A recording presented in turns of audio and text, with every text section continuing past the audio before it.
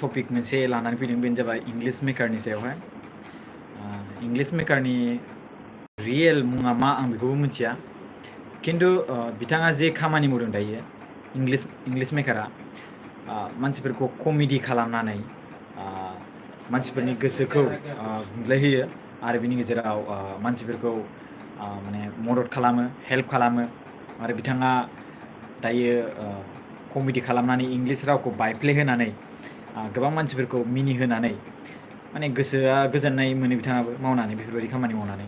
आरो बिथांनि खामानि मावनायफोरखौ नुनानै गोबां गोजोननाय मोनदों बाट बिथाङा जोंनि बा आं जेब्ला इउटिउब चेनेलाव ओंखारदोंमोन अब्ला बिनि बिराद उनाव ओंखारदों बिथांमोना बाट अब्लाबो बिथांमोननि साबस्क्राइबारा गोबां बारायबाय मानो होनब्ला बिथांमोना अनलि बर'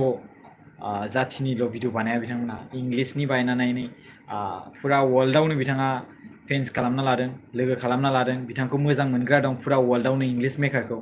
आरो लोगोसे फुरा वर्ल्डआवनो माने बिथांखौ कमेन्ट खालामो आरो फुरा जोंनि इन्डियानि स्टेटआव गासिबो सुबुंफोरा बिथांखौ मोजां मोनो आरो बिथांखौ सापर्ट खालामो बिथांनि कमेडि खालामनाय बिथाङाबो बर' हारिनि गेजेराव गोबां जाखांफुनाय फेसबुक आरो इउटिउब क्रिएटर आरो बिथांनि बे खामानि मावनायखौ आं गोसो गोथारै बोजबना लायो आरो लोगोसे बिथांखौ कंग्रेचुलेसन जासियो नोंथाङा बेबायदिनो जौगालांबाय थाथों आरो मदद खालामलांनो हाबाय थाथों मोनसे बिथांनि आं बे खामानि मावनायखौ बांसिन मोजां मोनदों बिथाङा जे आं खामानि मावदोंमोन दिनैसिम जोंनि बर'फोरनि गेजेराव अनलाइन फेसबुक आरो इउटिउबनि दारै फैसा मदद बिनाय रावबो गैयामोन खिन्थु जोंनि बिएम सोदोब चेनेला फार्स्टमोन जायखौ जों बड'लेण्ड मिशन अर्गानाइजेसन बा बड'लेण्ड मिशन फान्ड्स अफ अर्गानाइजेसन हिसाबै जों बे खामानिखौ मावदोंमोन बेवहाय जों प्रकाश बर' बिथांनो डनेसन होदोंमोनबो आरो बिजनेयाव गोबां माखासे जोङो बिदिनो दैबानाफ्रावबो होलाबायदोंमोन दा बिथाङाबो बेबायदिनो खामानिखौ मावदों आरो लोगोसे गोबां सुबुंफ्राबो बेबायदि मदद खालामदों आङो गोबां मोजां मोनदों जे बिथाङा माखासे बे फेसबुकनि दारै इउटिउबनि दारै जे रां माखासे कालेक्ट खालामनानै माखासे सुबुंफोरनि लाइफखौ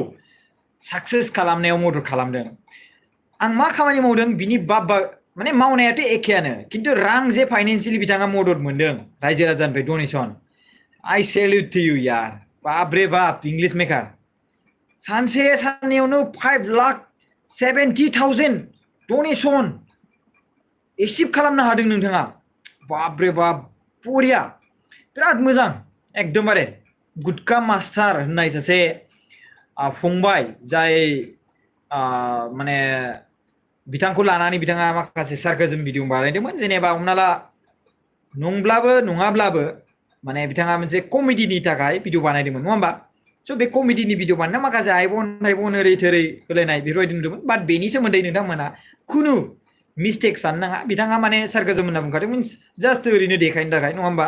बेहा बिदि बायदि गैया बिथांनि न'खौबो देखायबाय बिथांमोनहा नोंथांमोना जेसेबां हायो बे इंलिश मेकारखौ मदद खालामहैबानो जाबाय आं बिराद मोजां मोनदों खिन्थु मिथिबाय दा इंलिश मेकारनि जि खामानि मावनाय आरे यार आं बागदावखांदों 5,70,000 यार मोजां बिराद मोजां न' लुनानै होनो हासिगोन नों इंलिश मेकार मिथिबाय ना बे गुटका मास्टारनि न'खौ फुरा बिराद बरिया लुना होनो हासिगोन एकदमबारे 4 लाख 5 लाखनि गेजेरावनो आरामसे मिथिबायना आरो बाखि जि 70,000 एबाव जुदि जादोंब्ला बिथांनि बिनानाव आरो न'खरनि माखासे सुबुंफोरखौ एसे देहायारि मोजाङै चिकित्सा खालामनो थाखाय हाबावसिनसो मिथिबायना जै इंलिश मेकार यार आरे यार बिराद मोजां मोनदां आं इंलिश मेकारनि रियेल नामखौ मिथिया दै खिन्थु आरो आं बिथांजों कन्टेक्टबो खालामाखै बारु कन्टेक्ट खालामोबा मिथिगौमोनदां खिन्थु आं कन्टेक्ट खालामाखै बारु आरो आं गुटका मास्टार फंबाय गथ'नि नामखौबो आं बारा मिथिया खिन्थु आं बिथांनि खामानि जि मावदों बेल' नङा बिथाङा गुबुन समावबो मोनसे समाव मदद खालामदोंमोन सासे मानसिखौ मिथिबायना बेयावबो बिराद बरिया बिराद मोजाङै मदद खालामदों आरो बिराद मोजाङै हाइ फाइ रां डनेसन जादों दैबाना समावबो बिथांजों डिउ टु साम माने रिजननि थाखाय आंबो बे समाव खालामनो हायासै बाट बिथाङा खालामनानै होबाय बर'फोरनि गेजेरनिफ्राय आरो दिनै बिथाङा इंलिश मेकार मुङाव दिनै बिथाङा सासे फिलेन्थ्रपिस्ट हिसाबै फिलेन्थ्रपिस्ट होनजाया एक्चुअलि बिथाङा माखासे ससियेल वर्क खामानि मावबाय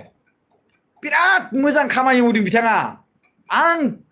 खुलुमो इंग्लिश मेकारखौबो मिथिबायना अरे बिराद बरियालै इंग्लिश मेकार मिथिबायना आं बिराद मोजां मोनदों नोंनि खामानि मावनायखौ अरे 5,70,000 दैमालि बाथ्रा नङा मिथिबाय अरे यार बिराद बरिया बेबायदिसो खामानि मावनांगौ बेबायदि खामानि मावनानै मदद खालामलायनांगौ गावजों गाव दिनै गुटका मास्टारनि न'आ इंग्लिश मेकार ब्रादारनि थाखाय बिराद मोजां जालांगोन बांद्राय मोजां जायाबाबो बिथांनि न'आ जे हानि इन्जुरा मोजां फाक्कानि लामायाव न'खौ नुसिगोन जों नुनो मोनगोन आसा खालामो थाबैनो जोङो बेखौ बिराद बरिया दै एकदमबारे इंग्लिश बाट दुखुनांथाव बाथ्राया बेसो कि बिथांनि जि भिडिअ इउटुबाव आगारनाय बे भिडिअआ डिलीट जाबाय इउटुबनिफ्राय रिमुभ खालामजाबाय आरो बिथाङा दायो फेसबुकआव आपल'ड खालामफिनदों अन्नानै शेयार खालामना होबानो जाबाय नोंथांमोना प्लिज माखासे बाथ्राफोरखौ गोसोआव लाबाय थानो नांला जि जाबाय दाख्लै मैया थांनाय बे समाव जाबाय नङा होमबा दावराव जालायलायबाय मिथिबायना स' नोंथांमोना बे मानसिखौ जि खामानि मावदोंना बिदि खामानि मावनायाव मदद खालामबानो जाबाय बिराद बरिया मोजां खामानि मावदों आं माने मोजां मोनदों आरोना जायखिजाया गोसोआ थानो हायाखै इंग्लिश मेकारनि सायाव आं भिडिअ बानायनो मदद खालामनायखौ नुनानै थेंक इउ स' माच बिराद मोजां बेबायदिनो खामानिखौ मावबाय था आरोना अके आं मोनसे बाथ्रा बुंनो रायजो राजाफोर आं बासुगाव थायोमोन नङा होमबा आं दायो क'क्राझाराव शिफ्ट जासिगोन थांसिन आं क'क्राझाराव दायो बिनिफ्राय मानो होनबा आङो जाय जायगायाव थादों आं बेयाव बारा एसेबां मोजां मोनासै बिनिखायनो आं मोजाङै शिफ्ट जाहैसिगोन स' आसा खालामो नोंथांमोना बेबायदिनो जोंनि चेनेलजों लोगोसे गुबुनखौबो सापर्ट खालामगोन सासे मानसिया सासेल' कमेन्ट खालामनांगौब्रा मा खेबसेनो गासै कमेन्ट खालामजोबो खेबसेल' कमेन्ट खालामना होबानो जाबाय मोनसेल' कमेन्ट खालामना होबानो जाबाय अब्लानो मोजां जाबाय स' थेंक इउ स' माच गाइस रायजो राजाफोर आंजों दसे सम लाइभआव फैनायनि थाखाय अन्नानै भिडिअखौ मोजां मोनदोंबा लाइक खालामनानै गालांबानो जाबाय खुलुमबाय गुड नाइट आरो नोंथांमोना आंखौ बुंदों हामदों होनना बुंदों नामा बडि सडि बानायनांसिगोन ना नङा होमबा thank you bye bye thank you sorry गुडकाथ' नङा इंग्लिश मेकार मिथिबायना थेंक इउ इंग्लिश मेकार बेबायदिनो खामानि मावलांबाय थानो हाथों अल द बेस्ट जय हो